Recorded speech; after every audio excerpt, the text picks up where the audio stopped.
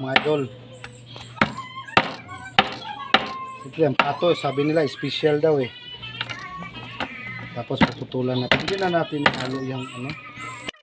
At syempre, bilisan natin to mga idol para maipakita namin sa inyo yung paano pagproseso sa pagluto ng pato. Sa amin, ganito kami magproseso mga idol. Papakita namin sa inyo step by step. Pato natin, napakuluan ko na yan. Yung nagpakulo ko niyan, yung sarili niyang katas mismo yung nagpapalambot sa kanya. Nilagyan ko ng bawang at paminta at yung kumulo na, yung lumambot na siya mga idol, malambot na yan, no? Talaga natatanggal na, di ba? Kalderita na mga idol. Tapos yung katas nito binuhos ko, hindi ko sinama.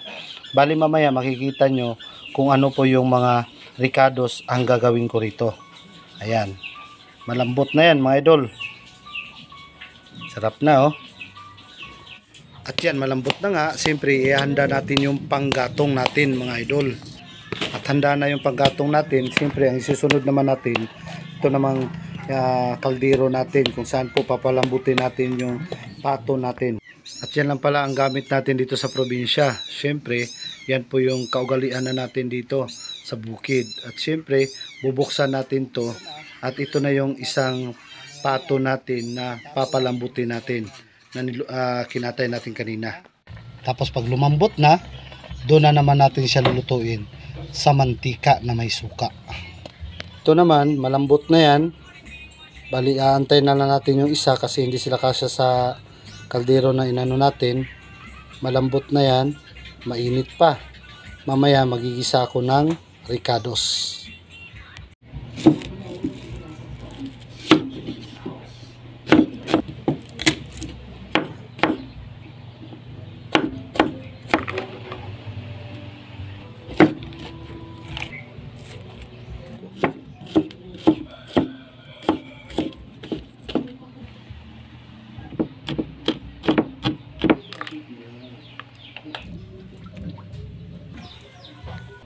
Ayan, ay siyempre katapos natin magayat ng mga ricados, lalagyan natin siya ng mantika. Di ba? Ngayon painitin natin yung mantika para ilalagay natin yung mga ricados natin. Ngayon ilalagay natin yung sili. Sili muna mga idol.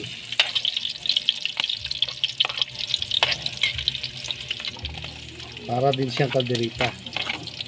No? Okay. Sarap. Oh. Ganyan tayo magluto. Uy, naitlog pa oh. Natin. Haluin na mabuti. Ayan. Alright. Diba? Okay. Lagyan natin ng tuyo. Ayan. Okay oh. Kailangan wala na yung sabaw niya, tapos saka natin lagyan ng sauce.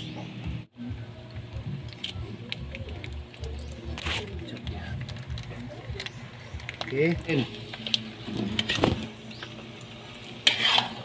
Sili kalderita na siya. Ano yung niluto nating pato, no?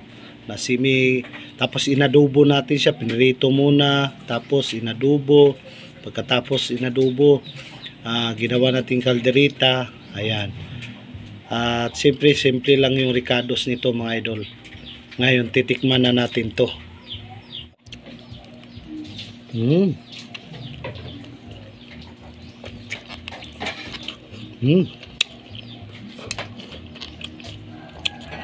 Ano siya, tapos manamis-namis. Tapos may kunti siyang asim.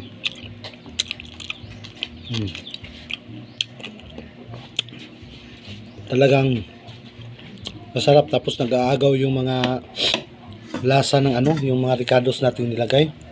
Sarap oh. Yan oh.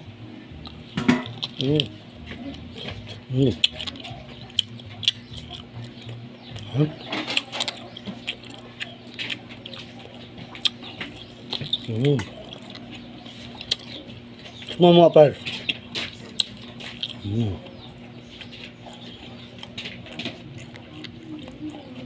Yep. Kanin na lang kulang. Ayan o. Mm. Mm. Lambot pa.